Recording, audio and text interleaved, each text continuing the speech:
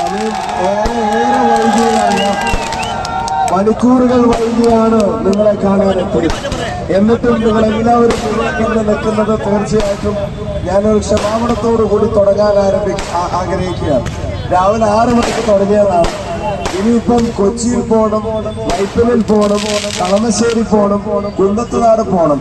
പിന്നെ പരിപാടി ഏറ്റത് അടുത്താണ് തൊടുപുഴയിൽ ഇടുക്കി. അതിന് എന്താവുമെന്ന് അറിഞ്ഞൂടാ. നാളെ രാവിലെ 6:30 പറ്റുകയാണെങ്കിൽ മാനന്തവാടി എത്തണമെന്നൊക്കെ ആഗ്രഹിച്ചതാണ്. പക്ഷെ ഒരുപാട് വൈകി. ചെന്ന സ്ഥലങ്ങളിലെല്ലാം ഇതുപോലെ നിങ്ങളെപ്പോൾ ആളുകൾ ഫീൽഡിലിറങ്ങി, തെരുവിലിറങ്ങി നമ്മുടെ സ്ഥാനാർത്ഥികൾക്ക് കൊടുക്കുന്ന പിന്തുണ കാണുമ്പോൾ ഒരു കാര്യം ഉറപ്പാണ്, അടുത്തത് കേരളം ഭരിക്കാൻ പോകുന്നത്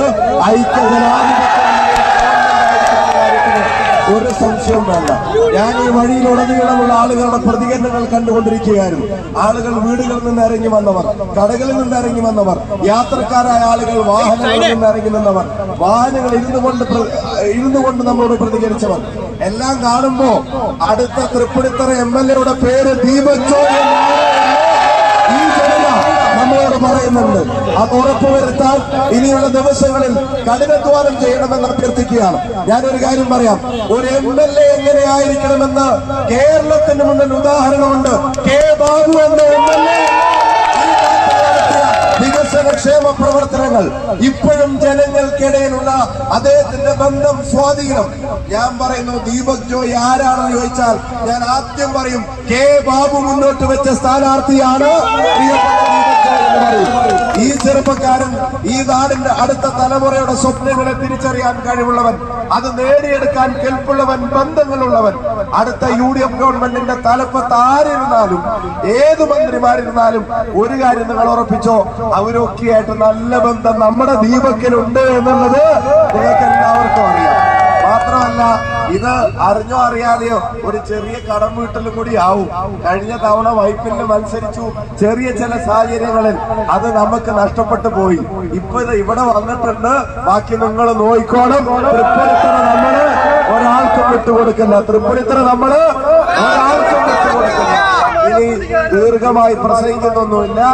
1ാം പിണറായി സർക്കാരിന്റെ കാലത്ത് ഒരു കത്രിക വയറ്റിൽ വെച്ചിട്ട് 2ാം പിണറായി സർക്കാരിന്റെ കാലത്ത് അത് പുറത്തെടുത്തിട്ട് ഇനി 3ാമതൊന്നും കൂടെ തരുമെന്ന് ചോദിച്ചാൽ തൽക്കാലം അതിന് മനസ്സില്ല എന്ന് ഈ നാട് പ്രഖ്യാപിക്കണം.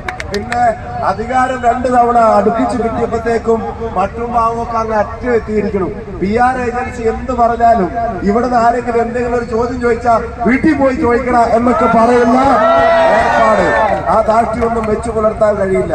കേരളം അനിവാര്യമായ ഒരുപാട് മാറ്റങ്ങൾ ആഗ്രഹിക്കുകയാണ്. ശബരിമല ഉൾപ്പെടെയുള്ള വിഷയങ്ങളിലെ അഴിമതി, അതിന്റെ പിന്നിൽ പ്രവർത്തിച്ച ആളുകളെ പുറത്തു കൊണ്ടുവരേണ്ടതുണ്ട്.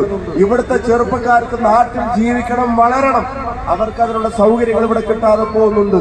ഇവിടുത്തെ സംരംഭകർക്ക് ഇവിടെ തൊഴിലവസരങ്ങൾ ഉണ്ടാക്കാൻ കഴിയാതെ പോകുന്നുണ്ട്.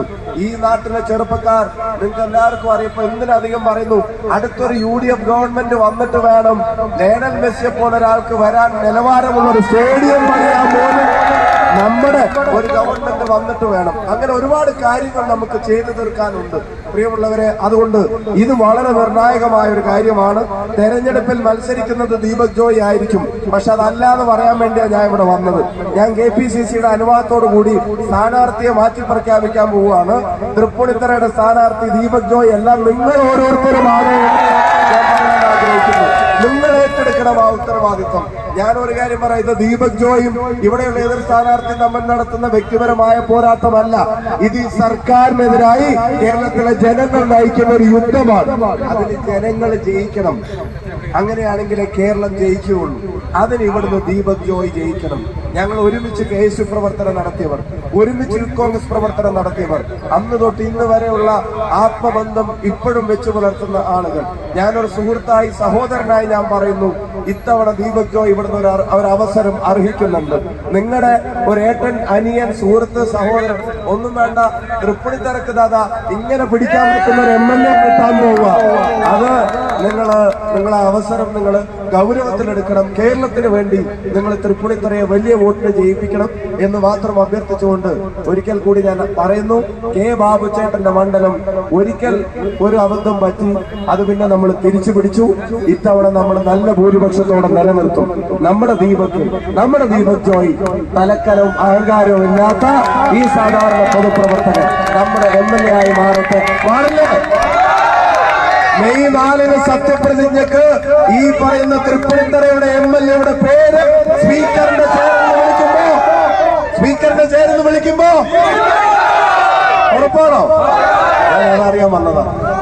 എനിക്കിഞ്ഞ് കൊച്ചിയിലും വൈപ്പിലും കളമശ്ശേരിയിലും കുന്നത്തുനാടിലും കൂടിയ പരിപാടിയുള്ളൂ. ഒന്ന് പോയിട്ട് വരാം.